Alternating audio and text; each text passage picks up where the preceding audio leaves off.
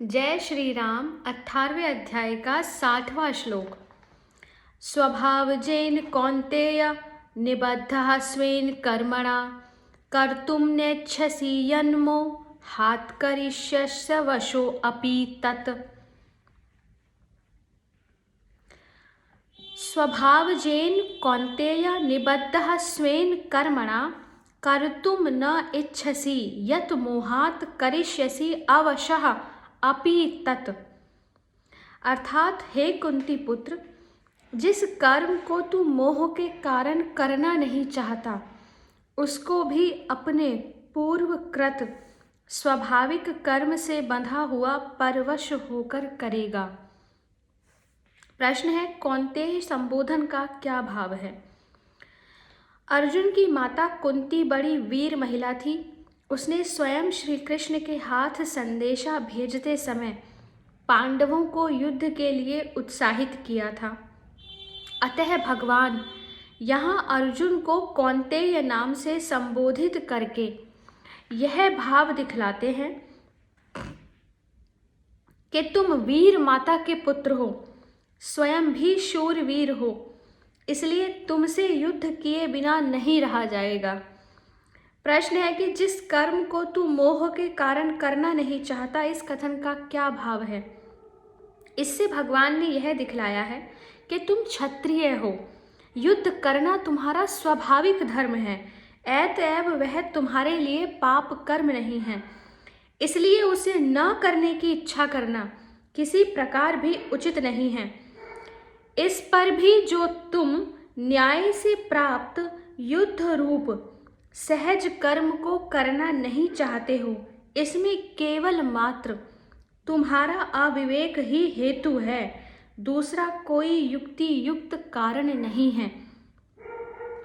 प्रश्न है कि उसको भी तू अपने स्वाभाविक कर्मों से बंधा हुआ परवश होकर करेगा, इस कथन का क्या भाव है? इसका उत्तर है विवश होना। परवश का अर्थ है विवश होना। इससे भगवान ने यह भाव दिखलाया है कि युद्ध करना तुम्हारा स्वाभाविक कर्म है, इस कारण तुम उससे बंधे हुए हो, अर्थात उससे तुम्हारा घनिष्ठ संबंध है, इसलिए तुम्हारी इच्छा न रहने पर भी वह तुमको बलात् अपनी ओर आकर्षित कर लेगा और तुम्हें अपने स्वभाव के वश में होकर उसे करना ही पड़ेगा। इसलिए यदि मेरी आज्ञा के अनुसार अर्थात 57वें श्लोक में बतलाई हुई विधि के अनुसार उसे करोगे तो कर्म बंधन से मुक्त होकर मुझे प्राप्त हो जाओगे, नहीं तो राग द्वेष के जाल में फंसकर जन्म मृत्यु रूप संसार सागर में गोते लगाते रहोगे। जिस प्रकार नदी के प्रवाह में बहता हुआ मनुष्य उस प्रवाह का सामना करके नदी के पार नहीं जा सकता वरन अपना नाश कर लेता है, और जो किसी नौका या काठ का आश्रय लेकर या तैरने की कला से जल के ऊपर तैरता हुआ उस प्रवाह के अनुकूल चलता है, वह किनारे लगकर उसको पार कर जाता है। उसी प्रकार प्रकृति के प्रवाह में पड़ा हुआ जो मनुष्य प्रकृति का सामना करता है, यानी हठ से कर्तव्य कर्मों का त्याग कर देता है, वह प्रकृति से पार नहीं हो सकता वरन उसमें अधिक फंसता जाता है। और जो परमेश्वर का या कर्म योग का आश्रय लेकर या ज्ञान मार्ग के अनुसार अपने को प्रकृति के ऊपर उठाकर प्रकृति के अनुकूल कर्म करता है, वह कर्म बंधन से मुक्त होकर प्रकृति के पार चला जाता है, अर्थात परमात्मा को प्राप्त हो जाता है। तो पूर्व श्लोकों में कर्म करने में मनुष्य को स्वभाव के अधीन बतलाया। इस पर यह शंका हो सकती है कि प्रकृति या स्वभाव जड़ है, वह किसी को अपने वश में कैसे कर सकता है? इसलिए भगवान कहते हैं, श्लोक संख्या 61, ईश्वरः सर्वभूतानां हृदये अर्जुन तिष्ठति भ्रामयन् सर्वभूतानि यंत्रारूढ़ानि मायया। ईश्वरः सर्वभूतानां हृदेशे अर्जुन तिष्ठति भ्रामयन् सर्वभूतानि यंत्रारूढ़ानि मायया। अर्थात हे अर्जुन, शरीर रूपी यंत्र में आरूढ़ हुए संपूर्ण प्राणियों को अंतर्यामी परमेश्वर अपनी माया से उनके कर्मों के अनुसार भ्रमण कराता हुआ सब प्राणियों के हृदय में स्थित है। प्रश्न है कि यहाँ शरीर को यंत्र का रूपक देने का क्या अभिप्राय है और ईश्वर को समस्त प्राणियों के हृदय में स्थित बतलाने का क्या भाव है। यहाँ शरीर को यंत्र का रूपक देकर भगवान ने यह भाव दिखलाया है कि जैसे रेलगाड़ी आदि किन्हीं यंत्रों पर बैठा हुआ मनुष्य स्वयं नहीं चलता तो भी रेलगाड़ी आदि यंत्र के चलने से उसका चलना हो जाता है, उसी प्रकार यद्यपि आत्मा निश्चल है, उसका किसी भी क्रिया से वास्तव में कुछ भी संबंध नहीं है, तो भी अनादि सिद्ध अज्ञान के कारण उसका शरीर से संबंध होने से उस शरीर की क्रिया उस आत्मा की क्रिया मानी जाती है। ईश्वर को सब भूतों के हृदय में स्थित बतलाकर यह भाव दिखलाया है कि यंत्र को चलाने वाला प्रेरक स्वयं भी उस यंत्र में स्थित रहता है।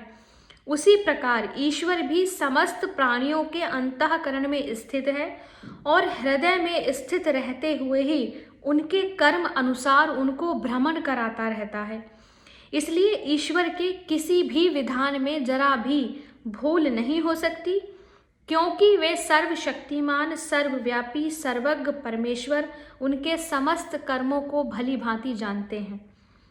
प्रश्न है, यंत्रारूढ़ानि विशेषण के सहित भूतानि पद किनका वाचक है और भगवान का उनको अपनी माया से भ्रमण कराना क्या है।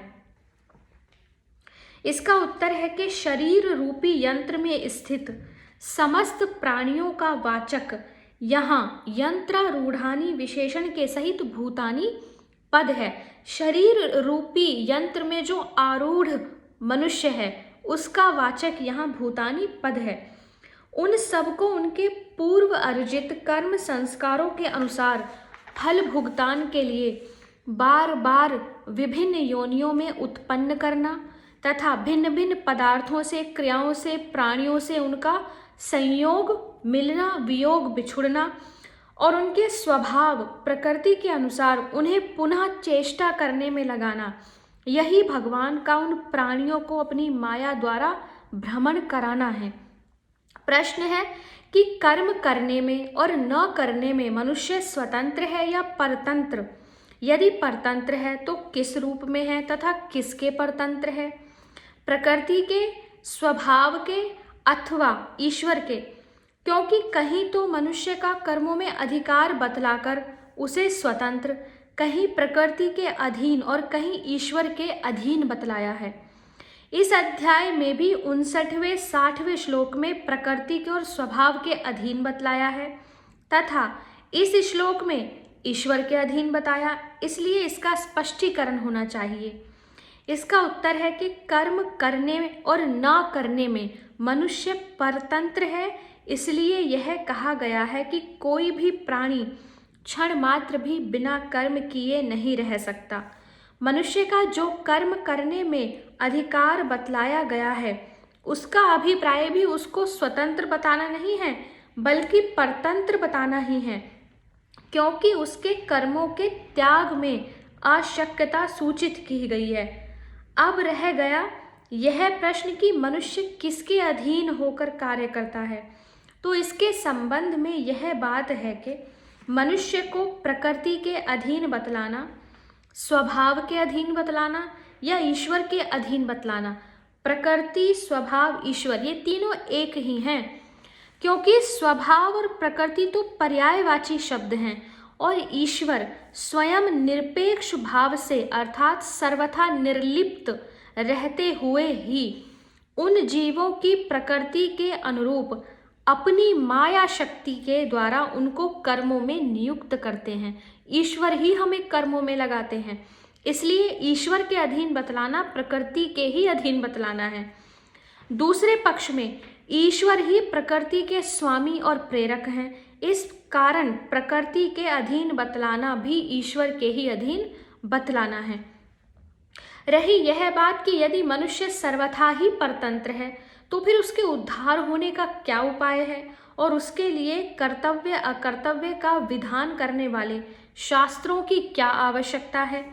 इसका उत्तर यह है कि कर्तव्य अकर्तव्य का विधान करने वाले शास्त्र मनुष्य को उसके स्वाभाविक कर्मों से हटाने के लिए या उससे स्वभाव विरुद्ध कर्म करवाने के लिए नहीं है, किंतु उन कर्मों के करने में जो राग द्वेष के वश में होकर वह अन्याय कर लेता है, उस अन्याय का त्याग कराकर उसे न्याय पूर्वक कर्तव्य कर्मों में लगाने के लिए हैं।